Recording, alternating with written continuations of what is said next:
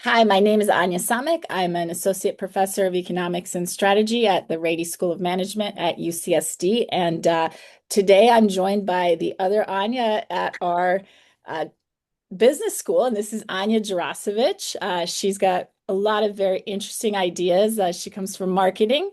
And the topic we're going to discuss broadly, not just one paper, but a broad set of research on why people don't ask for help. And you may have a story like this where you needed help and you didn't ask. In my case, one thing I learned in my career is there's a lot of different kinds of opportunities for academics, like getting into different kinds of associations or being able to go to conferences. And we often sit back and wait to be asked to come to the conference. And one thing I realized a couple years ago is maybe people don't think of me so much, and I should just go ahead and ask them to be invited. And so I did that, and that's how I ended up getting invited to one of our prestigious conferences, the NBER. But it really was the result of asking. So I was really proud of myself in that moment that I figured this out. But Anya has figured it out much earlier in her career and has done an entire set of research papers on that. So good to have you. Thank you so much for having me. And how did you get invested in this topic specifically? So I have primarily been coming at this from a poverty angle. So for a really long time, I've been very interested in poverty and how to alleviate it. And normally when you think about how to alleviate poverty, I think most people think about these big social structures, thinking about welfare, SNAP, those kinds of programs. And obviously those are super important and we want to have those around. But in many situations, it kind of seems like they're not quite enough, at least in our country. And, this could be because people aren't eligible or they're not, providing enough resources or they're not providing the right types of resources. And so that kind of got me thinking on like, well, what do people do in those situations when those resources are not enough? And that led me down this path of thinking about what I now call informal helping, when people turn to people they know, like friends or colleagues or neighbors, and try to get resources from them in some way. And do we see that kind of informal helping differing by culture? Like, are there cultures where informal helping is more normalized than it is in the US? Yes, that's absolutely true. And even within the US, there's a fair amount of variance. Like some subcultures are substantially more comfortable with that, and it's just kind of a normal part of the existence of a community where everybody interacts and everybody asks each other and everybody proactively offers help. And then there are definitely other subcultures where people are deeply, deeply uncomfortable with it, and just try to avoid it at all costs and, try to find alternative ways of dealing with their issues. So tell me about one of these projects that you've worked on. Yeah, so there are, as you already alluded to, there's kind of a bunch of different projects that I've thought about in the space. And initially, kind of the way that I started thinking about it is sort of more from like a theoretical organizational perspective, like organizing the literature in that sense. And in this project, what I've done is I basically tried to lay out the different types of factors that might impact when a person seeks these different types of help.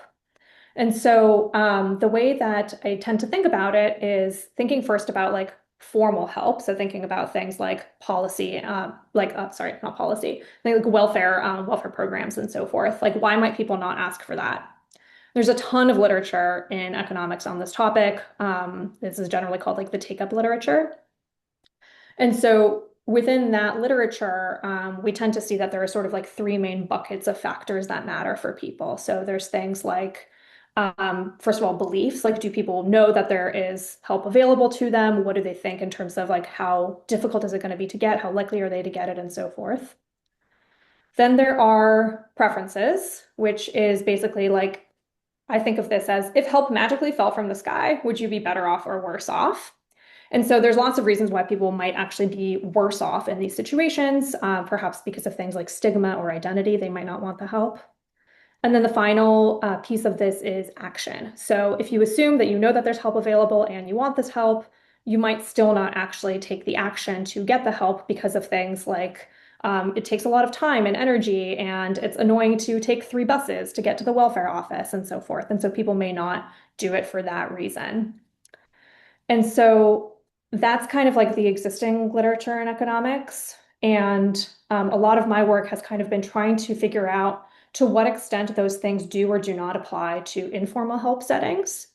And so in that research, basically, I've been trying to identify what additional factors apply in the informal help side that we don't so much see on the formal help side. Okay, and so what did you find? What are some factors? So the primary difference is really social factors. So various things relating to social preferences and social dynamics, which maybe speaks a little bit to your earlier question on culture. So within the beliefs section, there's lots of different things that might affect a person's beliefs about whether there is help available.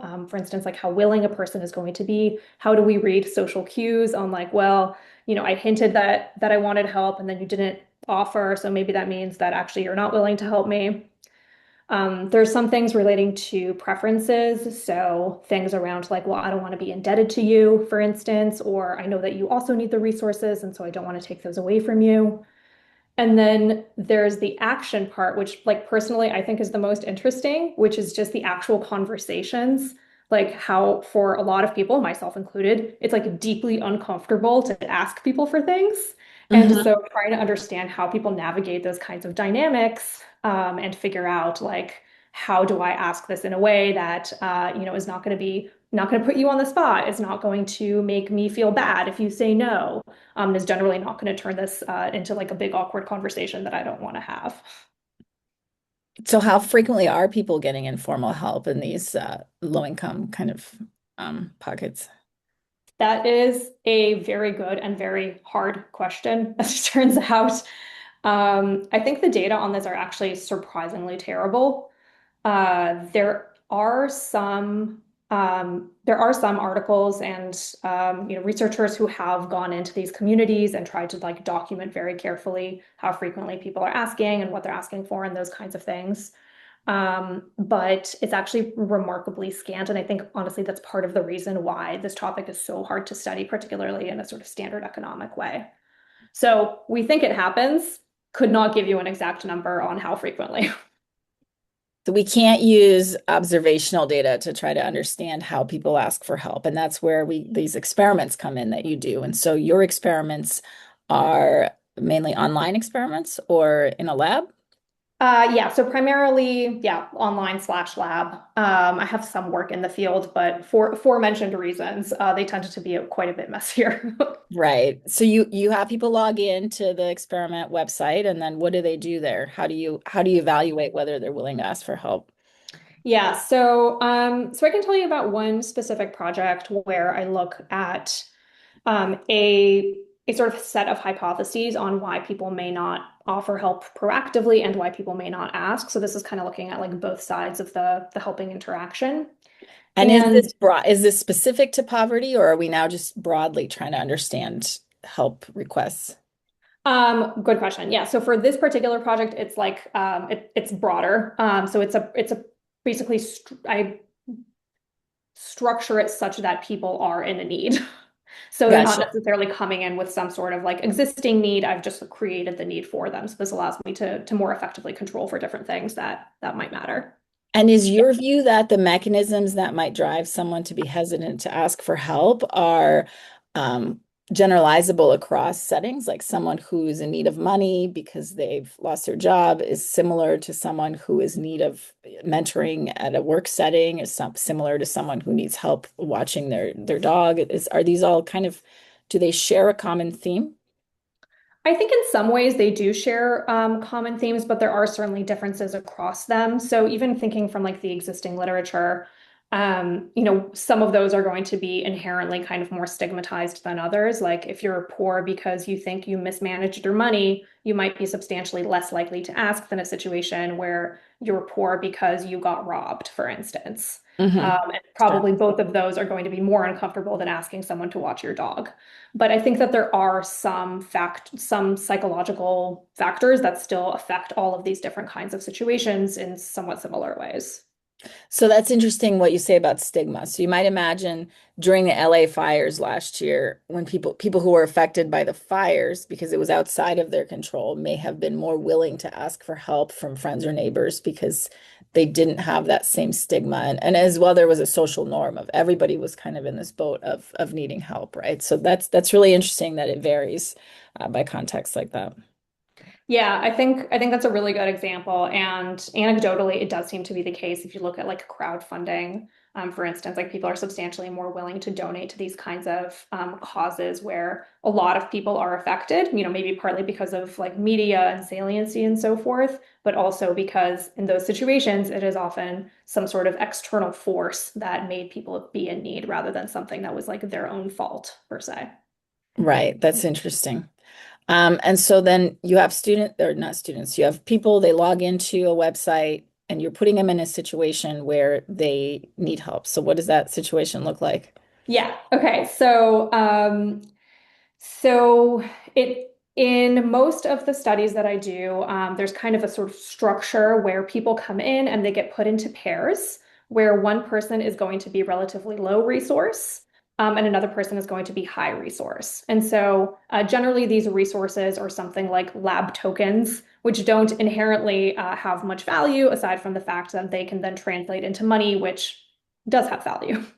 In one study that I ran recently, I was testing the hypothesis that beliefs about the desire for help might be one reason why people don't proactively offer help and why people might not ask. So, more specifically, the idea was that potential helpers, because of something that's called social projection bias, they're basically going to think something along the lines of, well, I don't need help, and so I assume you don't need help either. So they're kind of projecting this state of their own lack of need onto other people. And the result is going to be that on average, they're going to underestimate others' desire for help, and thus they're not going to proactively offer help. Now, on the flip side, the person who themselves is in need, they, perhaps similar to the anecdote that you started with, they might be thinking, well, gee, it's obvious to me that I need help. And so I'm going to assume that everybody else also realizes that I need help. And so there's no point in my asking even. And so, in one lab study, I tried to test this hypothesis. And so, what I did is I brought participants into the lab and randomized them to different endowment amounts. And some folks were in a need, right? So, they had like a low endowment amount, and basically, there was no way that they could get this bonus unless they got help from somebody else. And then there were other people who had a high endowment amount, and so they themselves did not need help and they could actually help others. And so, what I found in this study is that the people who themselves had a lot of resources did, in fact, tend to underestimate how much help the other person needed. And on top of that, the person who themselves was in need, they were like, well, obviously, my desire for help is perfectly observable to everybody else. And so, there's nothing that I really should be changing in my behavior. And how do you measure something like that? Is it a survey question or an experimental manipulation? Yeah, so for the beliefs, they're survey questions. So this is part of the reason why it's valuable to do these kinds of studies in the lab, just because I have to have very specific types of survey questions that are incentive compatible and so forth.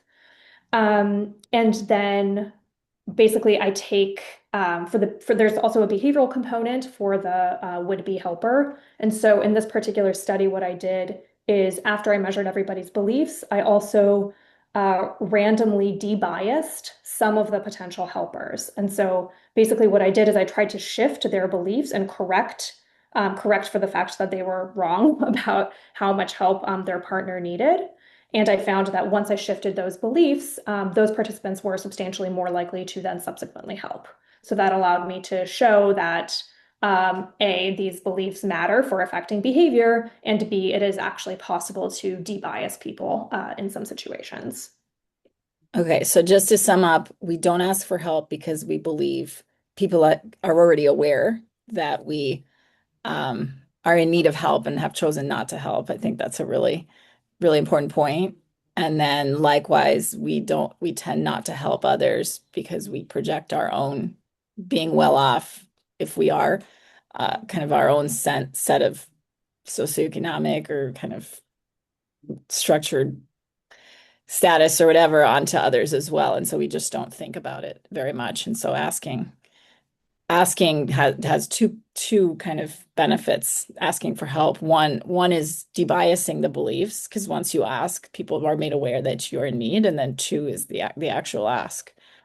Is there a way to is there a way to do one without the other? Like, well, I guess this is what the Hmm. debiasing is. Is there a way to debias someone without asking directly? Because that seems like that would be the way to help people if they're too Yeah, nervous I to love the ask. question. So this is a separate research interest of mine that I think is like super fascinating, is the different types of asks that you can imagine. And right, there can be this sort of direct ask, which is I think is what we normally think of, like, hey, can you help me?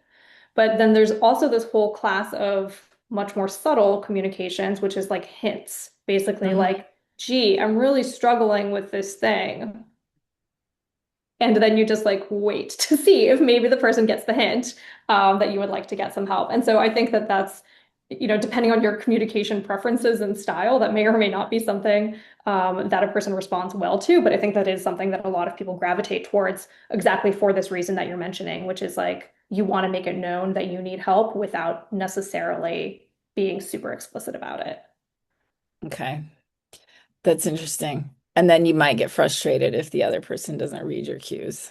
Exactly. Yes. Right. And that turns into a whole thing of like, well, I just made it super obvious that I need help and you didn't then offer. And so this clearly means that you don't want to help me. And so now I will surely never ask you directly because you would definitely say no. So there's this very interesting research on gender in the workplace and gender competitiveness, and this idea that women tend to be less competitive than men, which we also see research on this. I talk about it in my MBA class as well.